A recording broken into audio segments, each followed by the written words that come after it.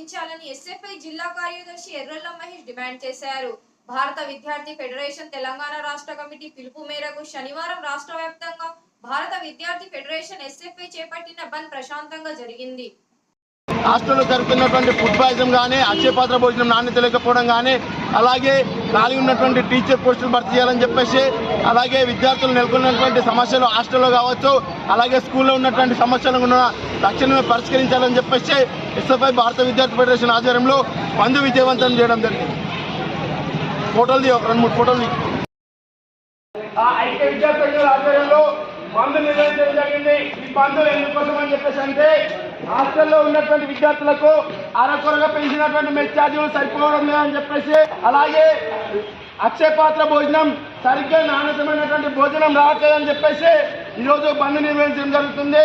అలాగే ఫుడ్ పాయిజన్లు అయినప్పటికీ కూడా జిల్లా అధికారులు ఎవరు కూడా హాస్టల్ కానీ స్కూల్స్ కానీ సందర్శించడం లేదని చెప్పేసి ఎస్ఎఫ్ఐ తెలంగాణ రాష్ట్ర కమిటీ అలాగే ఏఎస్ఎఫ్ అన్ని విద్యా సంఘాలు ఐక్యంగా విద్యా సంస్థలు ఈరోజు ఓన్లీ నిరసన ప్రభుత్వ పాఠశాలలు మాత్రమే బంద్ చేయడం జరుగుతుంది. కాబట్టి ఈ బంద్కు సంపూర్ణ మద్దతుగా విద్యార్థులందరూ ఇచ్చినందుకు ధన్యవాదాలు.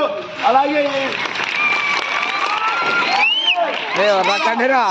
సహకరించినటువంటి ప్రిన్సిపల్ కావచ్చు, అలాగే మన ఎంఈఓ సార్ కూడా సంగారెడ్డికి, అలాగే ఇక్కడ ఉన్నటువంటి టీచర్స్ అందరికి కూడా పేరు పేరున ధన్యవాదాలు తెలియజేస్తున్నాము.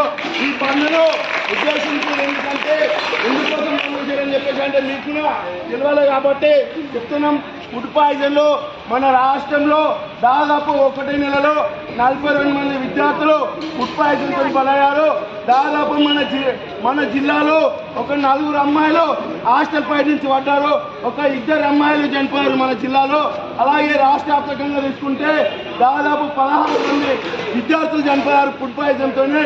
అలాగే మన ఉమ్మడి మెదక్ జిల్లాలో ఫుడ్ పాయిజన్ల ఘటన పెరిగిందని చెప్పేసుకున్నా అనుకోవచ్చు. అలాగే జిల్లా అధికారులు కూడా సందర్శించినటువంటి పరిస్థితి లేదు. అందుకోసమే ఈరోజు బంద్ చేశాము.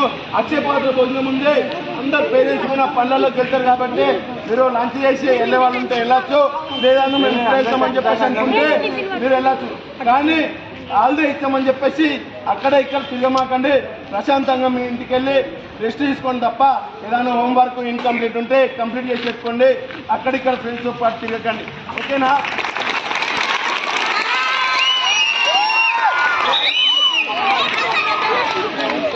అయితే బంద్ కాబట్టి ఒక ఫోటో చేయమంటే అందరం రాలిగా అబౌట్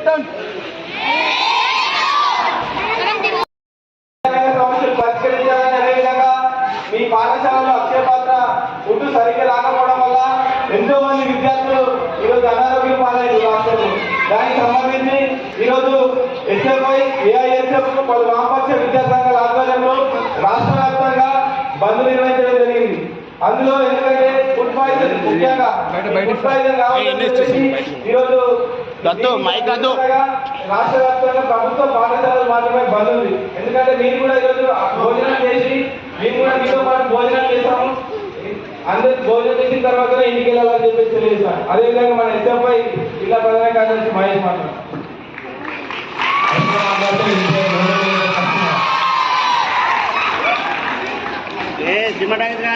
అల్లడు అప్పటి కొట్టాలి.